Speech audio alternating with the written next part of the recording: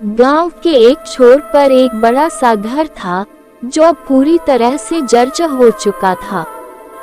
घर के चारों तरफ बड़े बड़े पेड़ और झाड़ियां उगी हुई थीं।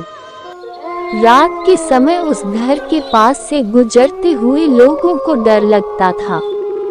उस घर में रहती थी एक बुजुर्ग महिला जिन्हें सभी चुड़ैल दादी कहते थे। उनका असली नाम किसी को नहीं पता था। चुड़ैल दादी की आवाज गहरी और डरावनी थी। उनकी आंखें बड़ी बड़ी और बाल सफेद और बिखरे हुए थे। बच्चे उनके नाम से ही डर जाते थे। गांव में यह अफवाह थी, जो भी उस घर के पास गया वो कभी वापस नहीं लौटा। गांव के लोगों ने अपने बच्चों को चेतावनी दे रखी थी कि वे चुड़ैल दादी के घर के पास भी न जाएं।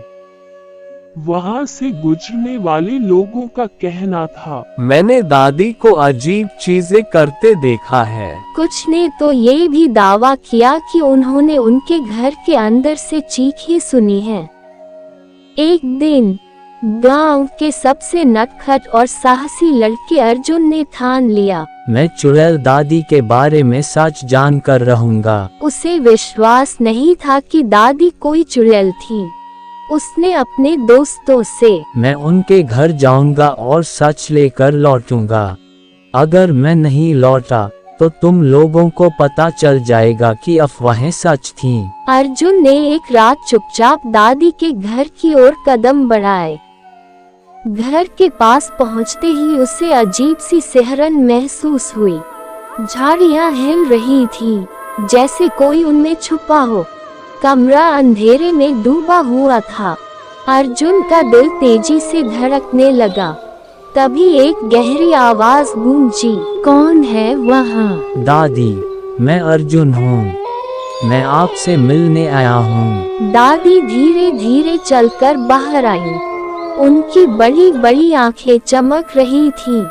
उन्होंने अर्जुन को घूरते हुए देखा। तुम यहाँ क्यों आए हो बेटा? गांव में लोग कहते हैं कि आप चुड़ैल हैं। मैं ये सच जानने आया हूँ। डरो मत, मैं तुम्हें सच बताती हूँ। मैं कई साल पहले गांव में नई आई थी। मेरा परिवार एक दुर्घटना में खत्म हो गया था और तब मैं अकेली थी। गांव के लोग मुझको अजीब शक्ल और अकेलेपन की वजह से मुझसे डरने लगे। मैंने बच्चों के लिए मिठाइयाँ बनानी शुरू की ताकि वे मुझसे न डरें। लेकिन लोगों ने मेरे बारे में डरावनी कहानियाँ बना दी। धीरे धीरे कोई मेरे पास नहीं आता था। अब मैं बस अकेले यहाँ रहती हूँ। अगले दिन अर्जुन ने अपने दोस्तों और गांव वालों को सच्चाई बताई। पहले तो किसी ने उसकी बात पर विश्वास नहीं किया, लेकिन जब दादी से मुलाकात की कहानियाँ सुनाई तो लोग धीरे धीरे दादी के घर जाने लगे।